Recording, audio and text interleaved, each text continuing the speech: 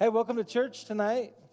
You picked the right place to be. I mean, there's so many other places you could be, and you chose here. Sometimes, the enemy loves to get you on all the things you're not doing. I just remind you this week, let him know some of the things that you are doing. I'll tell you, because he is the accuser. Hey, is there a way to turn those down so they're not strobing on me? Strobing on my eyes? I'm Thank doing the you. robot. Thank you. Okay. Not really. Sorry, I'd rather have it dark than having those do that, if that's okay. Well, or you can play with them a little, however you want to do it. Yeah, I mean, it's fine. Just if they don't flicker. I feel like we need to do a dance or something That's up here. funny. All right. With all the explosions of power this last week, we had half of the power on here at Beyond Church. Like half the breaker boxes on every breaker box worked. We'd have one light on here. This light would be off. The plug-in would work. It was crazy. Anyway, fun stuff. So are we going to maybe have the video thing? Okay. Well, if you... Okay. All right. So we're gonna start out talking tonight. Again, we're in the Remodel Me series, and really we're just talking about changing the way that we do us.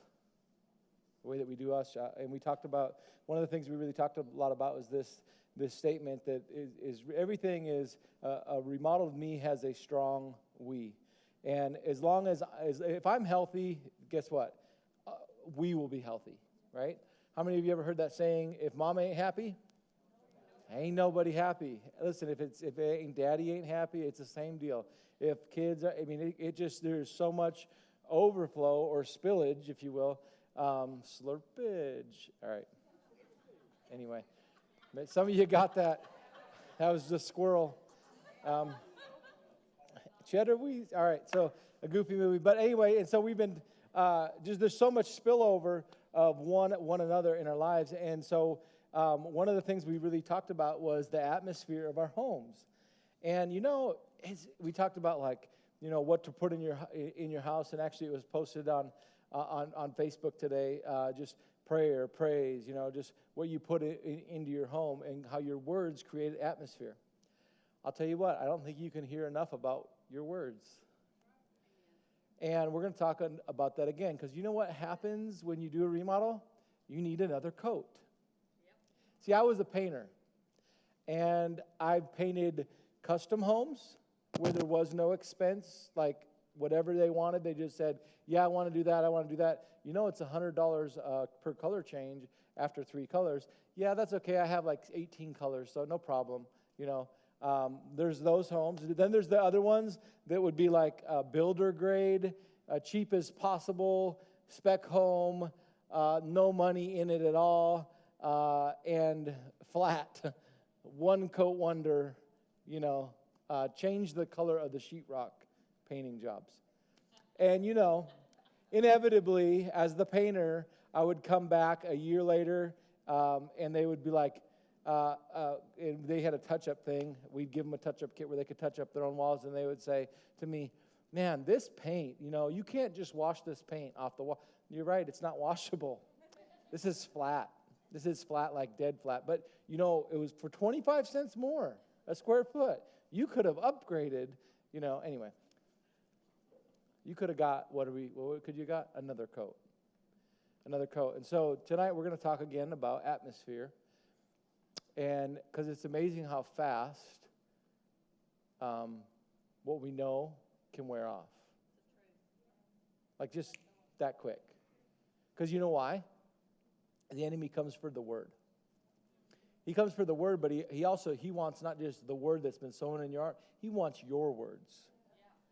He wants your words because your words create the atmosphere of your home. Your words are supernatural, the ability to create in your life and in my life, in the life of others, in the life of your home.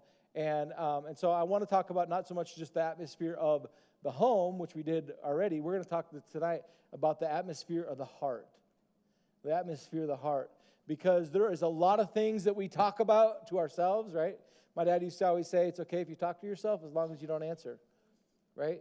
In other words, but there is so many times that we're talking to ourselves, and that talk can be that can be the thing that gets us a breakthrough, right? Yourself. It can also be the thing that digs a pit. It can be the thing that causes an action that you would have never normally done. And in your right mind, you would never act that way. But here you are, after thinking that same thing over and over and over and over and over and over.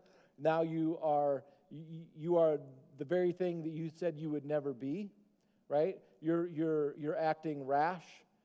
You're doing things that you feel like you have no more control even while you're doing it. You're like, what am I doing? But you don't care.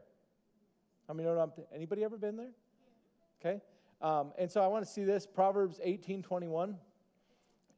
It's working sweet. Proverbs 18, you guys are awesome. Thank you.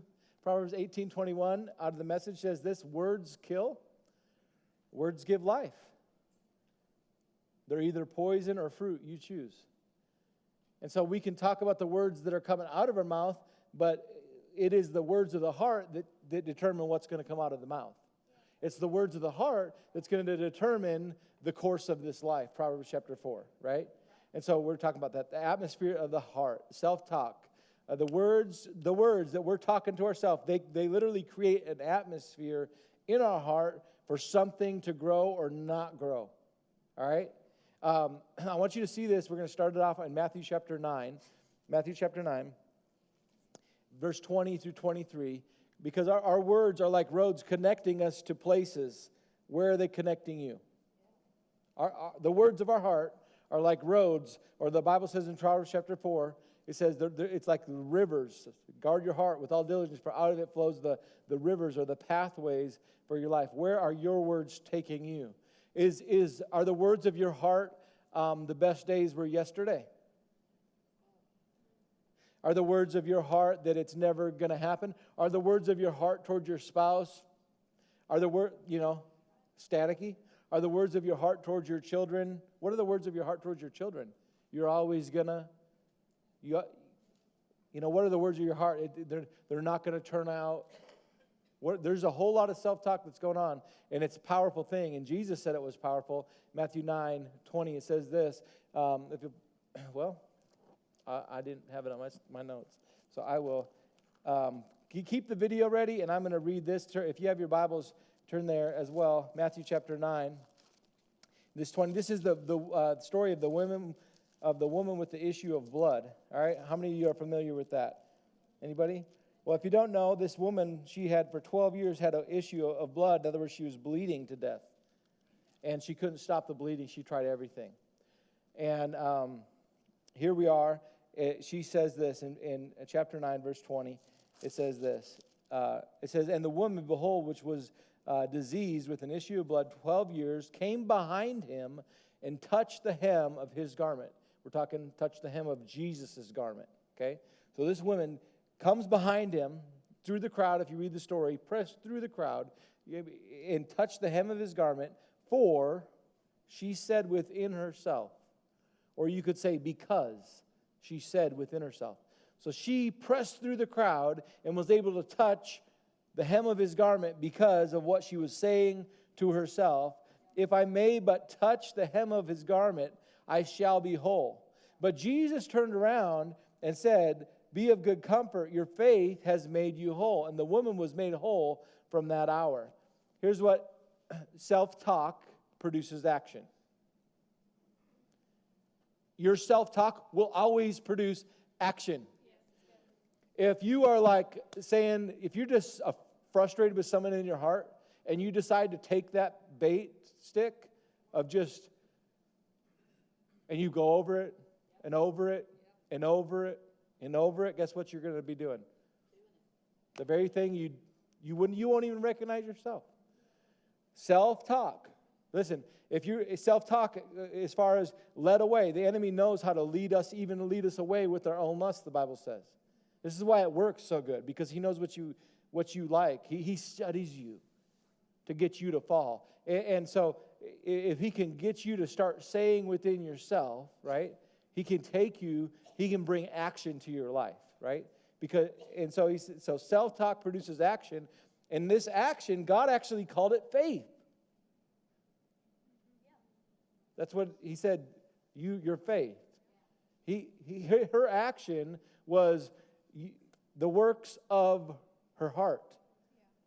And I'll tell you, just even in our lives, if you want to check, where your faith level is at, check your actions. Right? Check what you're doing.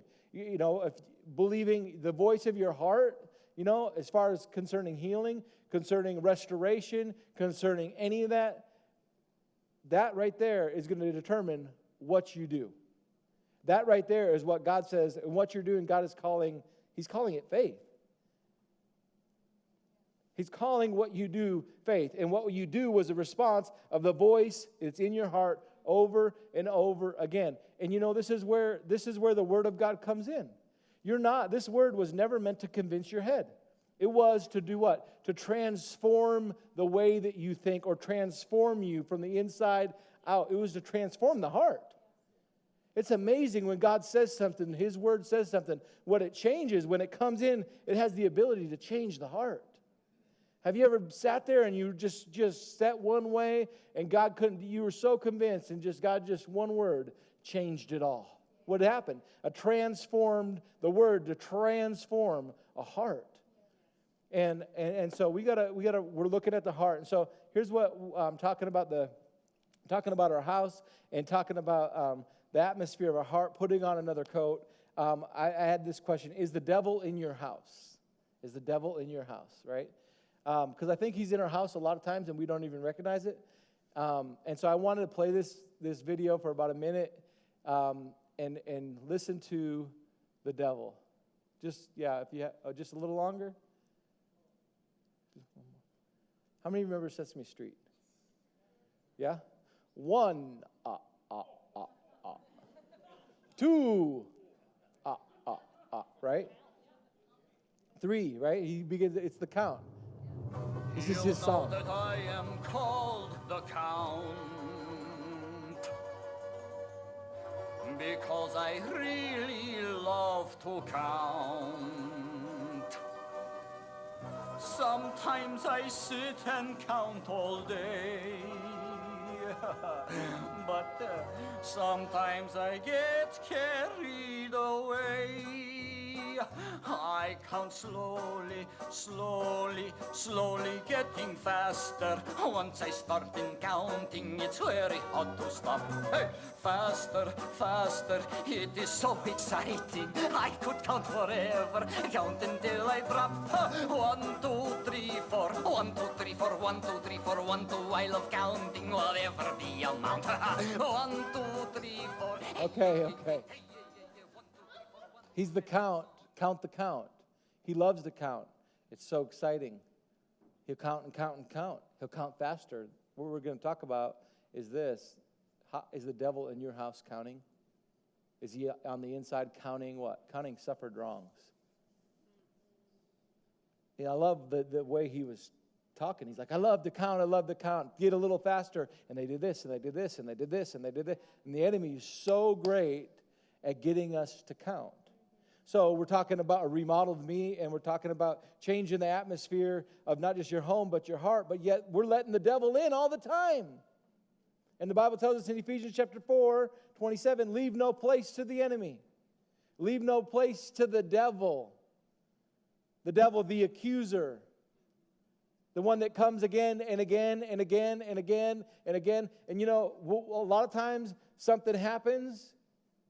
Somebody does something, somebody doesn't do something. And we count again, and we count again, and we count again, and we count again, and we count again, and we count again, and we count again, and the devil's in the house. The devil's in our house, and we're wondering why certain things are the way that they are. You try to talk to your kids about something, and everything was great, but then you start to talk with them, and what happens is you bring up the count. The count shows up, and then everything that you have to say after that is static. Anybody know what I'm talking about? Anybody been there? Is the devil, is he loose in our house? Is he loose with our spouse? Is he loose when we're having a conversation? Is it one of those things that we're constantly keeping track of? What has happened? Are you good at counting? Am I good at counting? This is what I have to ask myself. Am I good at counting? I'm telling you, it's amazing how we have the choice to count. We have the choice to count. It's like when we make that choice, if you want to count and you allow something in your heart, something that somebody has done, it's like the enemy will put a set of glasses on you. And all you can see is what they've done wrong and what they didn't do and why this wasn't done. And da-da-da-da, and da-da-da-da-da. And then you'll get real faster. Da-na-na-na-na-na-na-na-na-na. Love to count. I think it's funny how he's like a devil. Just the counting. What does it say? He says this in 1 Corinthians 13:5. It says, talking about love, do not act unbecomingly. Love doesn't act unbecomingly. It does not seek its own, and it's not provoked, and it does not take account. Oh, one. I love the video because of that. It doesn't take an account. Doesn't take account. The next time, this is funny, usually you think of one, The next time you take an account of somebody else's wrong to you, I hope you remember that. I hope you remember him going,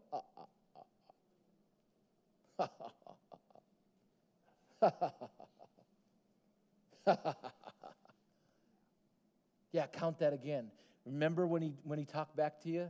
Remember this? Remember that? Remember that? Remember they said they'd be home at 4:30 and it was 4:45? And that's why you're angry, because you're hungry and it was supposed to be 4:30 and now we're late. It's crazy how it will make you so, completely lose your mind. You'll lose count of how reckless you become, and the words and the tearing down and the destruction that you will bring because of the glasses, because of keeping account. Here's what I would like us to do on the remodeled house, or remodeled us. Let's learn to not keep count anymore. You know how Jesus does? He says, what sin?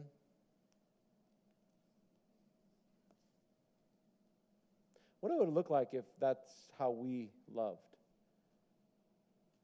When we said, when someone apologized, or even if they didn't apologize, that I wouldn't allow the devil in my home. I wouldn't allow an account. Well, I'll forgive them when they apologize. No, you won't.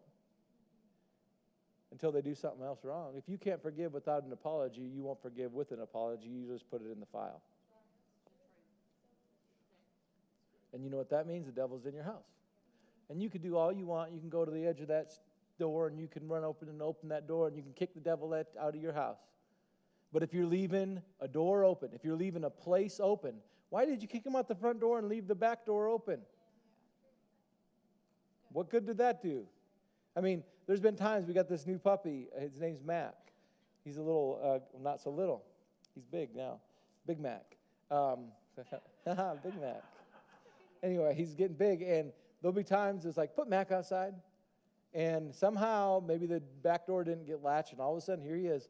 Hey, guys, pet me. Hey, I'm here. Everybody, I'm here. I'm back. I'm here. Hey, everybody, look how great I am, And he's all maybe muddy or whatever. And that's silly for us to be kicking the devil out, not wanting what he... If anybody was in here if I said, do you want the devil to steal, kill, and destroy at your house? Everyone in here would say, no way. Well, then close the door. Then let's close the door. Let's close the door. Let's close the door on what we're talking about, what we're counting, over and over and over again, because it does matter. Go ahead. What we talk about. Yeah, and like he said, I just love that picture of the count, but the devil in your house, because there's enough ways he comes, other ways. Like if we know specific ways where the Bible actually tells us this is a way that he comes in, so don't give place to him in this area, like that should be like, ding, okay. And I'm so like, that phrase of, is the devil in my house? Because I think oftentimes when there's strife or when there's, grudges or, whatever's going on, strife of any kind, it's very easy to let pride operate from a place of, I'm in the right. I'm in the right. I was right. This person's wrong, or my kid did this wrong, or whatever. And what we're really doing, like, if you just pictured that, we have it in red. So that's probably why it's standing out. But it's like, if you just picture that is the devil in your house. Like, I do not want someone who steals, kills, and destroys. Like, if someone was coming into my house and I knew they were a stealer, a killer, and a destroyer, my job as a parent or with anybody, I don't even care if it's my kid, just any human, would be no. You mean with your friends? Yeah, with my friends. You would recognize if the count was counting? Yeah. I mean, just any person in general, but even more so, like your family. And I think we have to look and go, like, is it worth my pride? Is it worth me being right? Or is it worth it more to kick the devil out? And it's never too quick to get him out. Mm-hmm. So, like, being quick to recognize when the atmosphere is set that way, when there's strife, when there's when there's anything that's like, okay, let's make it right now. Like, let's make it right now. Because I don't want him here any longer. Because here's what happens. He doesn't just love to steal your joy. He doesn't just love to steal that moment in the atmosphere. His goal is to come and completely take you out. Completely take your marriage out. Completely take your kids out. Completely, I mean, it's not just like, oh, he just kind of stole here for tonight, and oh, isn't that sad that we got over it, but we never mended it, and we never, we just kind of brushed it to the side. Maybe and we're good now. Maybe we made love and made up, and everything was great. But we have to recognize it's just more than that moment, is what I'm saying. He's coming in, and he's looking for any access point he can get in to just complete. Like, we don't have a fair. He's not like, oh, I'm sorry, it's a kid. Oh, I'm sorry, I don't want to totally destroy you. I just kind of want to make it a little. No, he is out for, like, the kill. Yeah. And I think sometimes we downplay that. Like, we just think because our human, like, nature of how we're created, we don't like that. But he is totally about that. Mm-hmm. And so I think just being proactive to just when that comes to nip it in the bud. Put back up Ephesians 4:27 where it says, give no place to the enemy. Give no place. That if you were to take that word apart, place, it's basically representing a very specific location. The enemy is very specific at how he wants to come in. It's not just even in relationships. Maybe, let's talk about this. It might be, like if you were going to say a very specific place, it might be the black playground, right? Or it might be the stage, or it might be out on the gravel parking lot, or at the youth build. Very specific. Let me just say that this way. It might be where the enemy's trying to come in and steal, kill, and destroy in your life. It might be your finances. It might be concerning your future and the call of God on your life. It might be your family. It might be, your kids. It might be your marriage. It might be, I don't know, what could it be? It might be your healing. It might be, and what does he do? He comes in and he gets you to do what? As the devil, the accuser, to throw again, here's what he does. He throws accusations again and again and again. And let me show you. The Bible says in Revelation, it tells us that he is the accuser of the brethren. And I outlined a couple of things of how Satan accuses the brethren. Are you ready for this? I'm going to take my gum out. All right. He accuses me to myself. And this will be one of those things. You'll never make it because you're just a dum-dum. You're just going to be stuck in that paying job the rest of your life. No one wants you. You're not going to be promoted.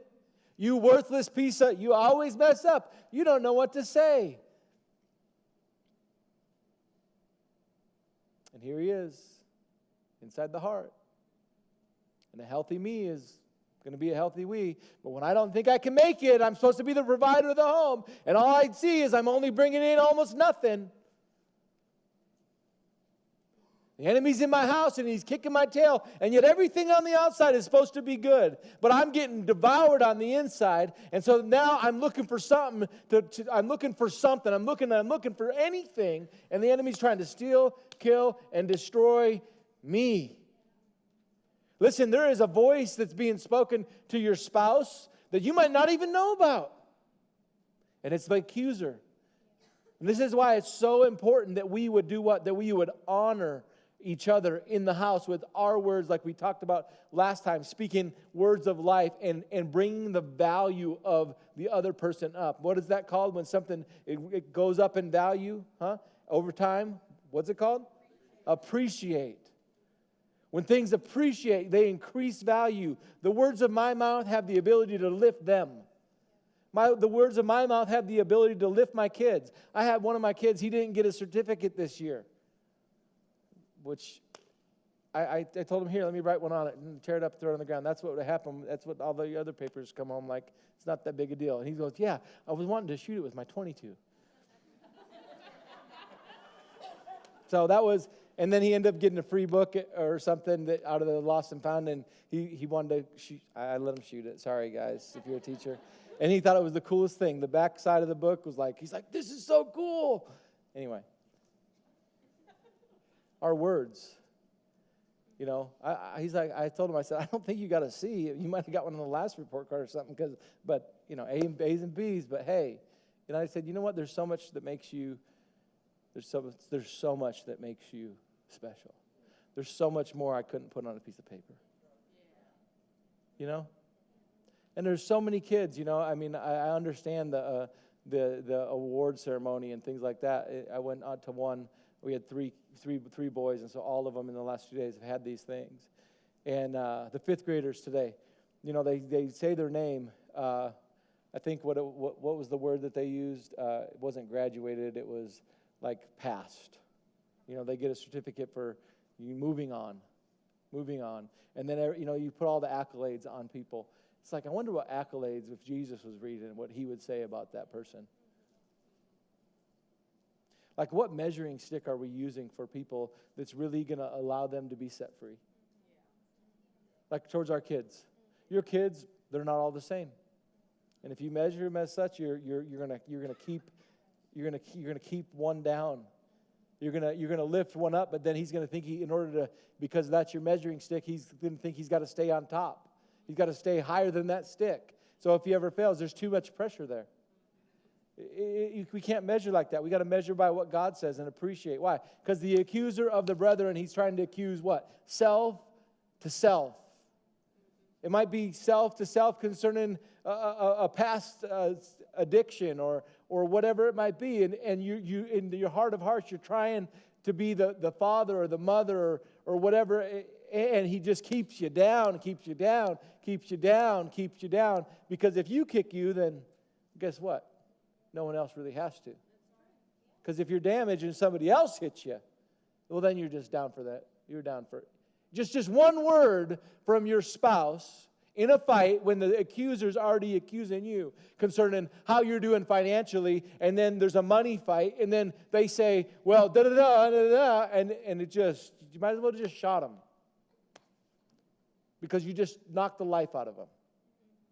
Or maybe the self-talk is concerning the weight, the guys or girls, and the image of themselves, and they're trying the hardest, but it's a bigger struggle for them, and somebody else can eat anything they want, and they look like a CoverGirl magazine or Muscle Fitness. You're like, what in the world?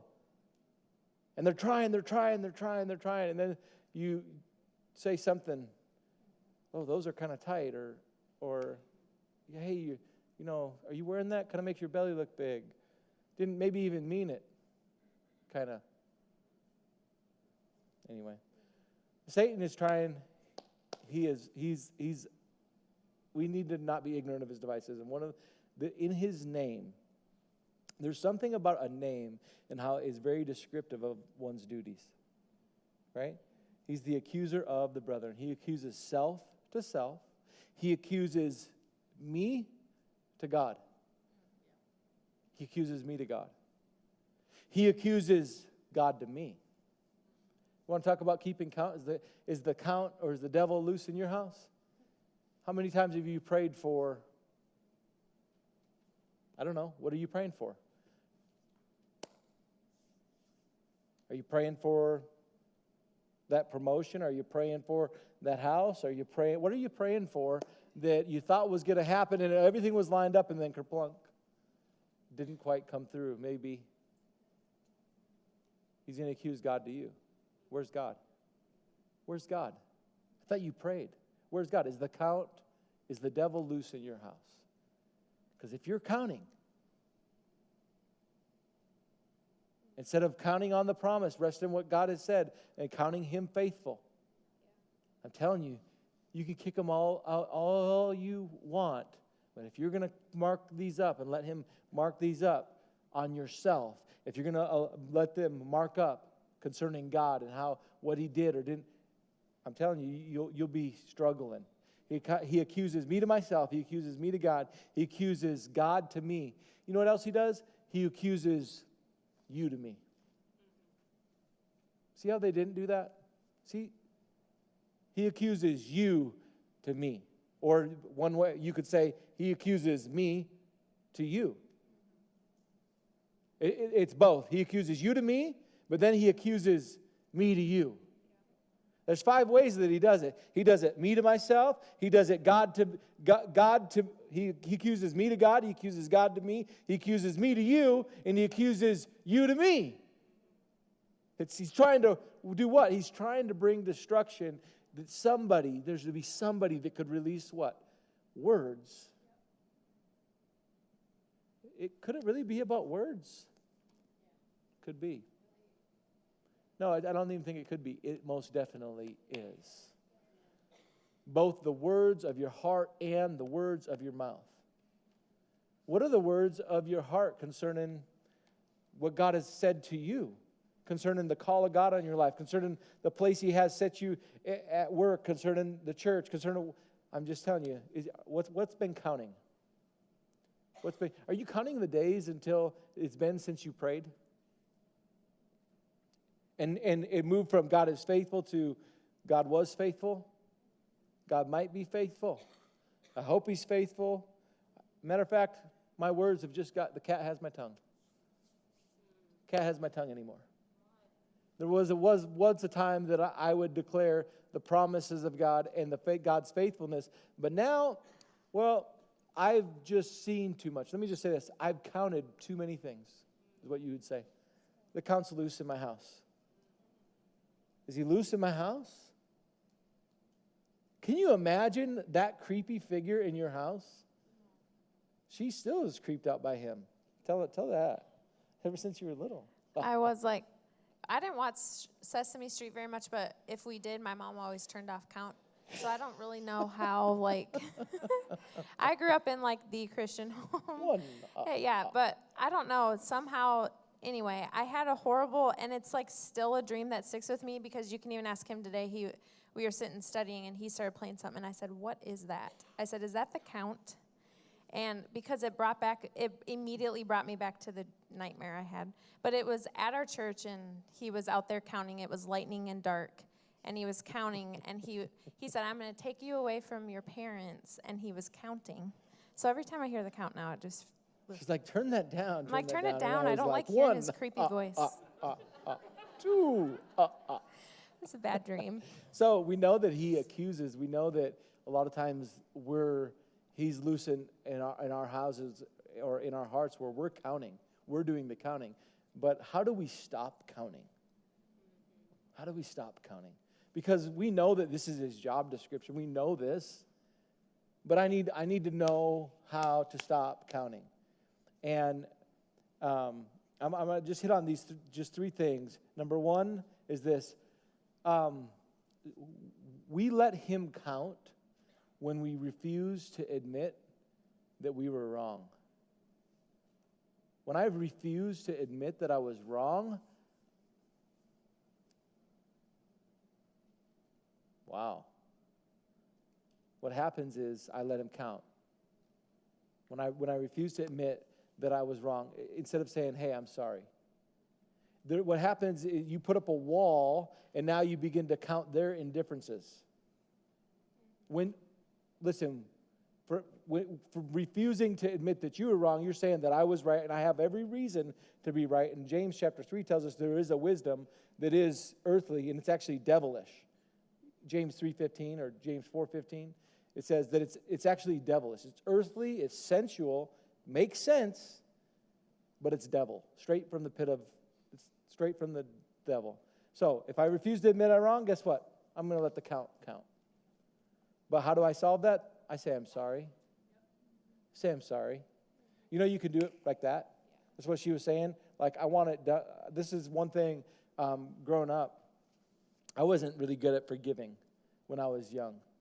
And over the years of growing up through high school, I remember how much God had, it took me a while to receive the forgiveness of God. It just legitimately took me a while. But there was a time in my life when the forgiveness came, and it was just like, God forgave me. I genuinely believed that he forgave me. And there was a breakthrough for me to be able to release forgiveness on somebody else. But early on, when we were dating, or liking each other in high school, I would do things, or she would do something that I would get upset, and I'd hold on to a grudge for a day, like all the way 2 days. Never. No, you're full of beans. You're full of beans. And it was probably because, huh? Ha ha. It was probably because she didn't say hi to me in the hallway, or she was too busy talking to her friends instead of coming over to my locker, or something like that, Real problems. Real problems. But this was middle school. We never did the I don't like you. I just was angry. And I didn't know how to forgive. I didn't know how to let go. And she would tell me, just let it go. And I'm like, I can't let it go. And I remember at a young age when we'd be in this fight, right? And these things are serious. I mean, there's the same serious as with you're in the car on the way to church, or whatever, where something happens and you feel wronged, right? And so you don't know how to just let. And she could say, well, I'm going in, so you're just going to need to get over it. And she'd go in and go, hey, guys. And I'm like, how in the H do you walk in I'm livid still, and you're going to act like everything's fine? I forgave you. How do you do that? And this is one thing as we grew up and as into our marriage, is like when the enemy comes in, it's just like, let's kick him out now. As soon as you see it, don't let him stay in there and keep on tipping over lamps and dressers and mirrors and, spiritually speaking. But kick him out right then. She'll say, done, let's stop, let's stop. And that's what it starts with. It starts just immediately, hey, I'm sorry. That quick. Refuse of letting go of old hurts. So it's one thing to admit you're wrong. There's another thing we let him in when we refuse to let go of old hurts or wounds. You know what we're saying?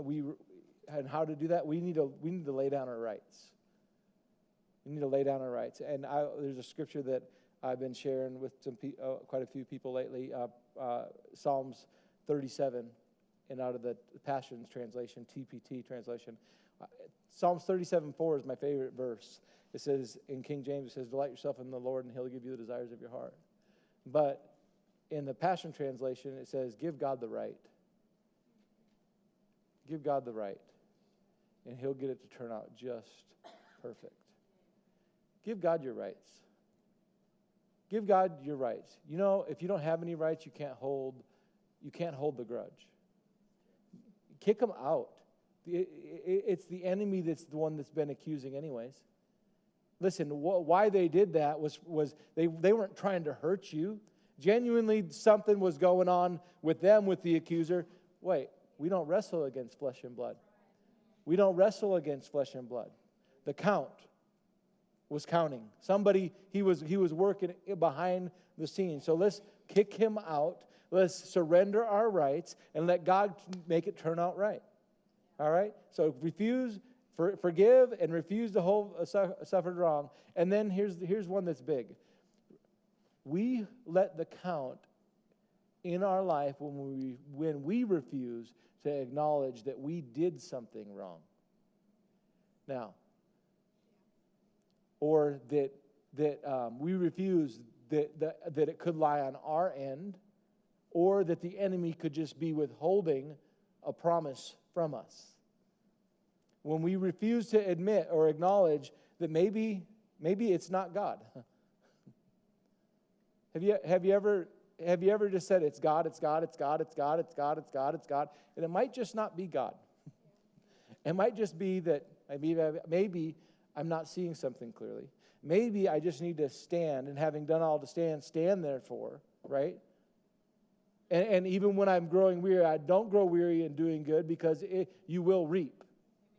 So hey, what if I say I'm about to reap, instead of saying, well, God didn't come through again, anyway. So refusing to acknowledge that maybe I quit too soon. Have you ever quit too soon? Because God is faithful, keeping His promise. This is a tough one to talk about, really, because maybe something happened and we just got to blame God because we don't understand. But I will not say, well, maybe somehow I missed, or I will not say that the enemy was working, I got tired, and I won't say that, but I'll count Him. Just stop blaming God. That would be the best way to get out of the count out of your house. Stop blaming God. He didn't come to steal, kill, and destroy. And what you're frustrated about, what you're angry about, is just that. It's got the devil's name on it. All right? Stop blaming him. Yes, please do. There was a lady I talked to recently, and she was sharing how she had just gone through just a really rough season. She had dealt with PTSD from stuff from when she was a kid, and anyway, just growing up as a child had just a rough life.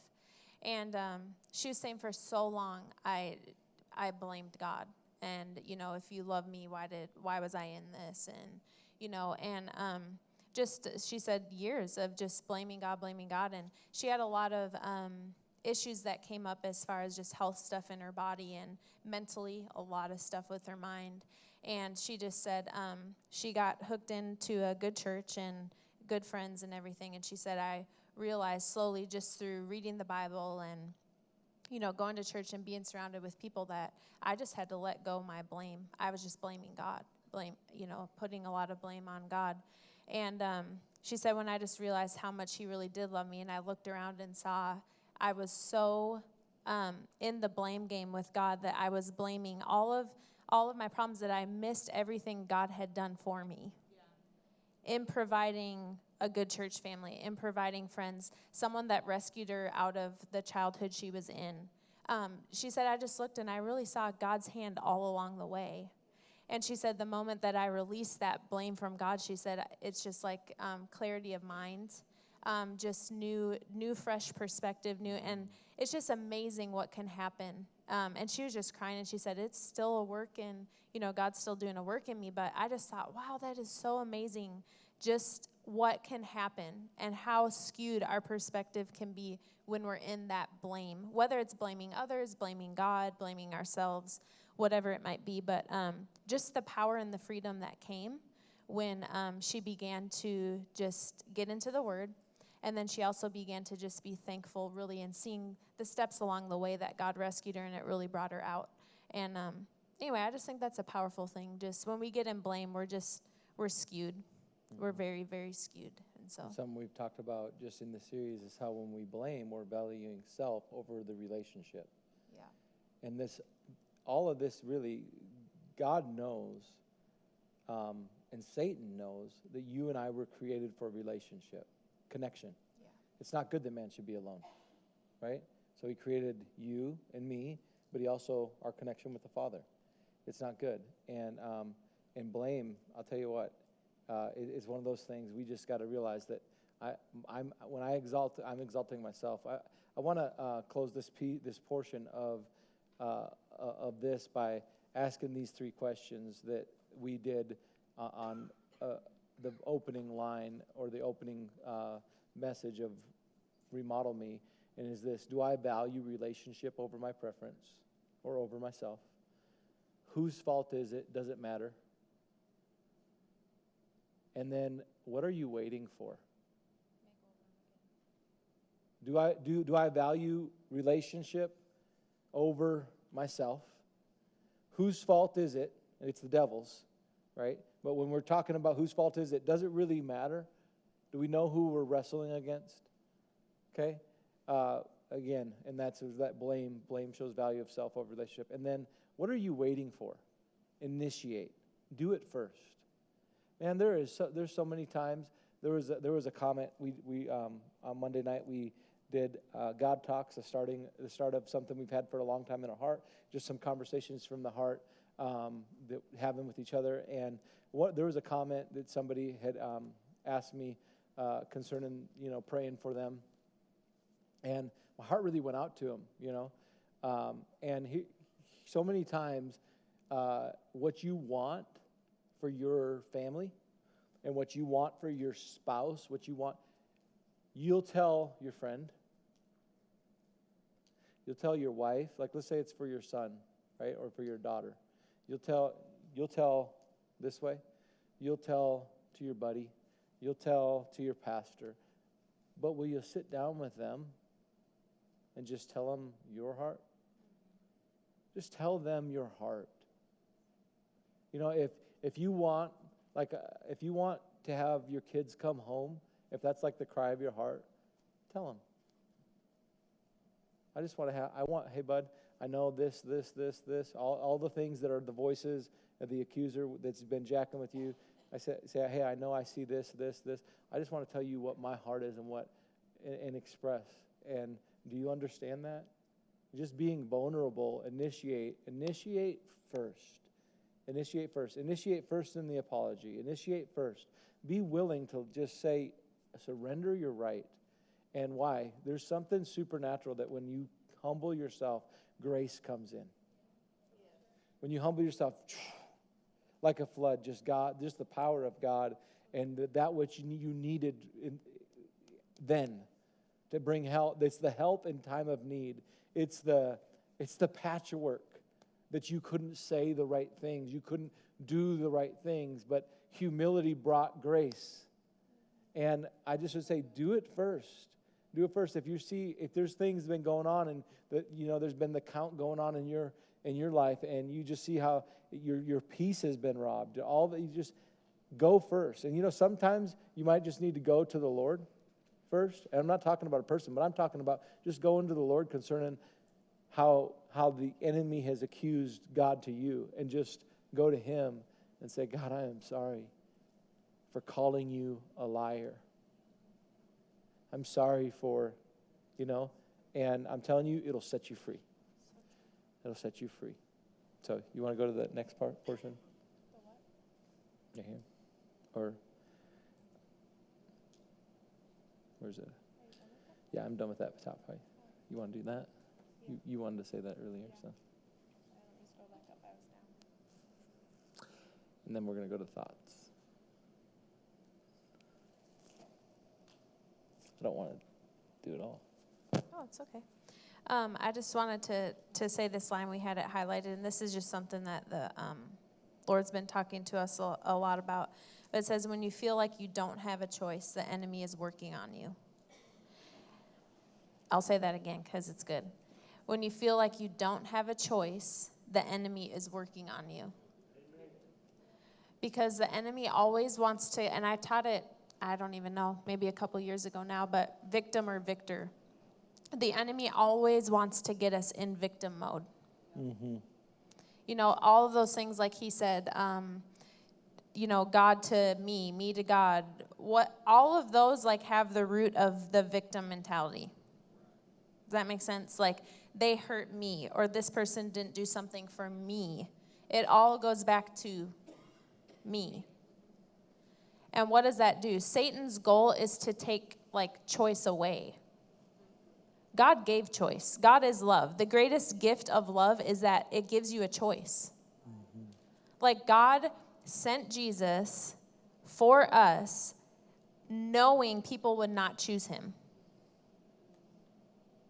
Giving people that, here's the gift, but you can still choose whether you want it. Satan's goal is to take away choice. To put you in victim mode, to put you in, that. That's just how he operates, because one of the greatest things, and I think God's just been talking to me so much on the power of choice, teaching our children the power of choice. And we've been doing it now for probably, going on 2 years, just the power of choice. It's your choice. It's your choice. It's your choice. And I think now our kids are starting, I'm seeing seeds of you preach it. And then now you're starting to see seeds blossom. Today they had an awards thing, and Caleb didn't want to go to school. They don't take attendance this week anyway. And Matthew doesn't have to take semester tests, so he's like, yahoo, this is the first time in a while he hasn't had to, because he normally misses School's school. out, basically. Yeah, school's out. But one of them wants to go. One of them wants to go. And anyway, he had an awards thing today. And yesterday, Matthew and Caleb had an awards thing. So we took them out to eat and had a fun thing. Anyway, it was Samuel's day today, so we asked him what he wanted, and he said Subway. And anyway, so we took him and got home. And Nate had offered to the other two children today when we were leaving for school, do you guys want to come? Hey, Yeah. guys, get up.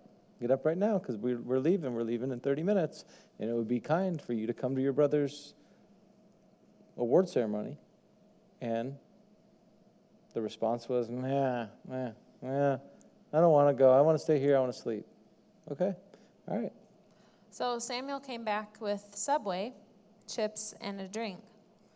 And our youngest comes flying out of the door. I didn't even make it probably out of the car yet. 10:30. He goes, where's my Subway? I said, I didn't bring you Subway. What? I said, I didn't bring you Subway. You got to go to El Trio yesterday for your day. Today was Samuel's day. You chose to stay and sleep. Remember, Daddy tried to get you up. And he goes walking in the house. Well, probably 15 minutes later, Samuel and him were in my bedroom, and they were talking. And, I'm making the bed or doing something and listening to them talk. They don't know I'm listening. And Samuel goes, did you just get up a little bit ago? And Caleb goes, yeah, but I should have gone with you because I could have got Subway. And he said, well, not just Subway. It would have been nice for me to come to see you get an award. What awards did you get? So they're talking about the awards or whatever. And then I came walking in, and he goes, I wish I could have got Subway today, Mom. I said, yeah, if you would have came, remember Daddy gave you a choice if you wanted to come today, and you could have come. And he said, yeah, I know. He said, I made a really, really bad choice. Wasn't he going into the pantry looking for food? He was going into the pantry for food, and he wish goes, I would have made and then I heard him later go, he didn't know I was listening. He said, I really wish I would have made the right choice.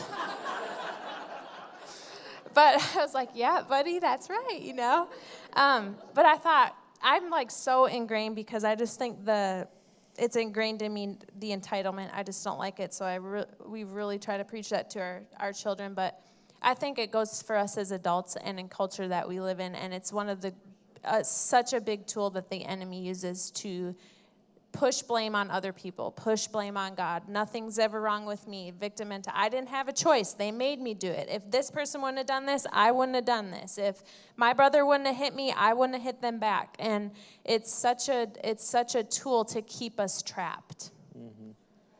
And I think there's something so powerful, like you said earlier, about actually saying out loud, sometimes even saying out loud to God, I thought you were a liar, and I'm sorry. Going to someone and verbally saying, being okay to be vulnerable enough to release, because it doesn't just release those people, it releases you. And like he said, it allows God's grace to just come in. When you understand there's something so powerful, when you understand that you have a choice.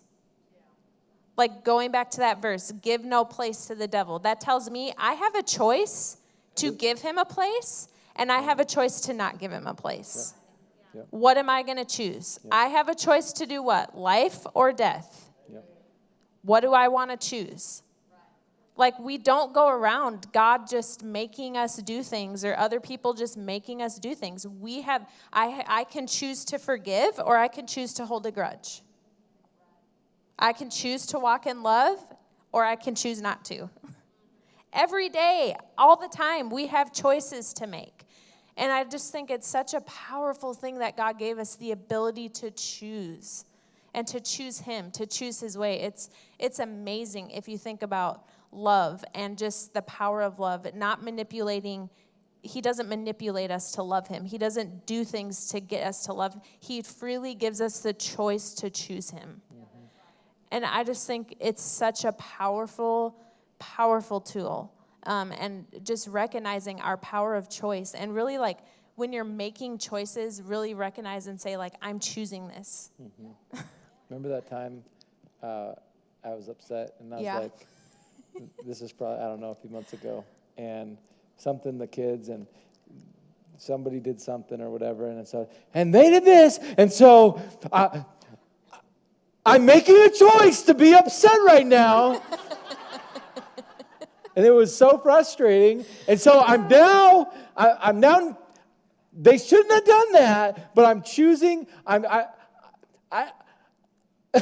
It kind of makes your, like, rant not so ranty. It makes you kind of go, oh, slow down. I'm choosing, because I said, and I'm choosing to raise my voice right now, and I'm making a choice. And then it kind of just went, okay, you know what? That's the wrong choice. It's sort of, he, like, diffused himself, and we were sitting there, like, kind of laughing. But I'm like, it's so true when you realize, like, I'm the one making the choice to do this right now. Yep. And it's so easy to put blame on other people, which then to ourselves justifies what we're doing. Yeah. There's a book that called Keep Your Love On. Keep Your Love Turned On. Keep Your Love Turned On. By Danny Silk. Write that down and it's order that book. It's talking about how good. you're a powerful person. You have the ability to choose whether or not to walk in love. You have the ability to choose, and so many times we let all the world and circumstances determine how we're going to come into the office or how we're going to respond at home. Don't ever give anybody that right. Give God the right. Don't give all those other things the right. But anyway, Danny Silk, Keep Your Love just Turned talking On. about no one has power over you. You have Really good power to choose. God always gives us the ability to choose, no matter what. So if you want to have a good choice, I'm going to kind of wrap it up with this. If you want to have, when you're about to make a choice about a decision, if we were listening to, it was a leadership podcast for Bethel, and they were talking about when they come into a board meeting before, or staff meeting, making decisions for the church, and Bill was talking. He said, and actually we've adopted this for our home too. Before we make church decisions or large decisions of any kind, we make sure that the voice of faith is present. That the voice of faith is present. And so what he said, the way that we do that is a lot of times you're going to be faced with a decision concerning budget or concerning, are we supposed to be doing this or are we supposed to be doing, and what to please God, the Bible says without faith it's impossible to please him. So there will be things that God is asking you to do that in yourself you won't be able to do. But you'll have a choice to choose his way or choose to partner with him in his ability. But for you to make that choice or for you to have that choice, there has to be the right voice present, right? And so he just is talking about just testifying of, during the board meeting when there's large decisions, they'll testify for half an hour just to test what God's doing. Why? To build faith. Why? What he's talking about. So the voice of the heart would be one of what? Of victory. The voice of the heart would be one of, yes, he can, yes, he will. The voice of the heart was, there is nothing too hard for our God. The voice of the heart would be that there's nothing impossible for those that believe. If he did it here, the voice of the heart would change. So looking, into tomorrow, looking into, when you're about to make a decision, if you're counting all God's promises, there's a different voice present. There's somebody else. It's not the count any longer. It's the king. He's present. He's there. He's willing to partner with you and bring it about. He's giving you a choice. He's saying, this is what you can have if you would want it. And I'll tell you, there's so many times if we would just give voice to and testify of the goodness of God. Testify of the goodness of God concerning that person, concerning your job, concerning His provision. If the enemy's talking to you about whatever he might be counting, testify about God's goodness on that subject, so you have a choice. Bring His voice. Just because He's the loudest doesn't mean that's the conversation I'm supposed to enter, right? So testify how God came through and how He came through, and write down when you came to the mailbox and there was money in the mailbox. Well, I've never had money in my mailbox. You never got a check from the IRS? Seriously? Okay. Just saying. There's times, there's things God has come through, and I'm telling you, the words you're listening to is what's coming out of your mouth. You've kept count. If you're saying I've never, I'm telling you, testify, and you'll have a choice. So. I don't know to go into that. Yeah. I think just ending on that, we were talking about that today, and just the power that praise and testimony puts in the atmosphere. You know, we've talked about it a million times. We've done series on thankfulness and all that, but when you're around people who talk about God's goodness, talk about His faithfulness, it's like it clears out that doubt. It clears out that unbelief for you to be able to hear Him and what He's saying. And sometimes I think there's so much counting, there's so much noise, there's so much other things that we fail.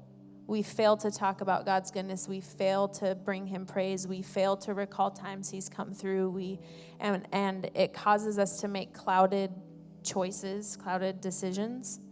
And so I just think there's something so powerful. I just loved when we were listening to that by Brother Bill. I was like, that is just powerful. I mean, can you imagine just sitting in an atmosphere for, I think he even said sometimes 1.5 to 2 hours of talking on testimonies of God's faithfulness. And at first I thought, 1.5 to 2 hours? How? But you know what's amazing? The first 5 minutes may be like trying to work it up. But if I'm in a room of like 10 people and we've gone 5 minutes of like trying to work it up, it doesn't take long. And then it's like, oh, I have one. Oh, I forgot this one. I have one more. Oh, yeah, I remember this 5 years ago. Oh, yeah, and remember this? Remember we were all together and this happened. And what does it do? That faith, that expectancy, that it begins to rise, and it completely changes the atmosphere. And then you'll look and you'll go, why was I even like worried about that? Yeah. Why was I even questioning that? Like, look. Yeah. And I don't think we do enough of that. I think even just having times with your kids, even of recalling God's faithfulness, like situations they're dealing with or you've gone through, and it's like, no, because I know He'll come through because of this, and do you remember this? And talking about Him, sharing your testimonies with them of how God's come through, and it just changes the whole atmosphere. It changes, and it's just it's very powerful. It does. And, you know, Thanksgiving brings victory. Yeah. It moves you from victim to victory. Does. Yep. And you know what's amazing? I've sat in these times testifying of what God's done. And it's amazing how people will, when there would be something they wouldn't celebrate because it wasn't done yet. All of a sudden they say, look it, this is what God is doing. And they celebrate progress. You know? That's good. And we one of the things we were talking about today is celebrating progress, not perfection. Not like, you know, just like when the guy, he went again, and he saw, I see the cloud the size of a man's hand. He said, it's coming. Celebrate progress. And it's just amazing how when you testify, a spirit of faith comes and joy comes, and you begin to Thanksgiving, and now you're on the victory side, and then you're celebrating progress of how far you've come. Remember when they were going to take the house? Remember maybe I was thinking maybe you're in a frustrating moment with your kid, and I just think, what if in the moment when you should be frustrated and the enemy would like to get you frustrated, you just recall how the Lord saved them that time. I'm so thankful God saved you when you fell off the cliff. Remember that? Do you remember that? Do you remember when we were in the boundary? But you're choosing to recall because otherwise something else is going to come up. You remember when we were there and God saved you? I am so thankful that you're here today. Wow. Talk about bringing God into a situation and giving you a choice and putting another coat in our homes of love, of what God says, of faith. I'm a believer. Are you? I'm a believer. I'm a believer. And the enemy's great at painting the wrong picture. But you know what? I'm gonna choose to say what God says. I'm gonna choose to talk about what He's done, and I'm gonna choose to set my eyes on the future. That's good. But this is what I know. He'll make it turn out just perfect if I give Him the right. I refuse to surrender my rights to one that wants me to count what he's talking about. I'm not going to count what He's talking about. I'm going to count what He's talking about. I'm going to count what He's done. I'm going to count how He came for me, how He found me when I was lost. I'm going to count how He made a way when there wasn't a way. I'm going to count how He took the stripes on His back. I'm going to count how He walked all the way to the hill to Calvary. I'm going to count how He came for me and called me something that I could have never called myself. I'm going to count. I'm going to count what He says. Amen. And set the atmosphere in my heart. Listen, you are who He says you are, and you can do what He says you can do. You're more than enough. Man, there is something about hearing the voice of the Father and what He says about you that will unlock you to fulfill your purpose. And so we just release that over you guys tonight. Lord, I thank You for just ears that hear. You said that Your children know Your voice, the voice of the Father. And the strangers they do not follow. So I just thank You, Lord, for that voice being amplified tonight. And for making us aware that we have the choice to agree with what You say. Instead of what something looks like, instead of where we've been. We thank You for it, that You're doing a work in us, Lord, that You are remodeling us, and that our homes and our hearts are taking on Your design. And we honor You. Thank You, Father. In Jesus' name, amen. Amen. God bless you guys tonight. We'll see you Sunday, and that's all.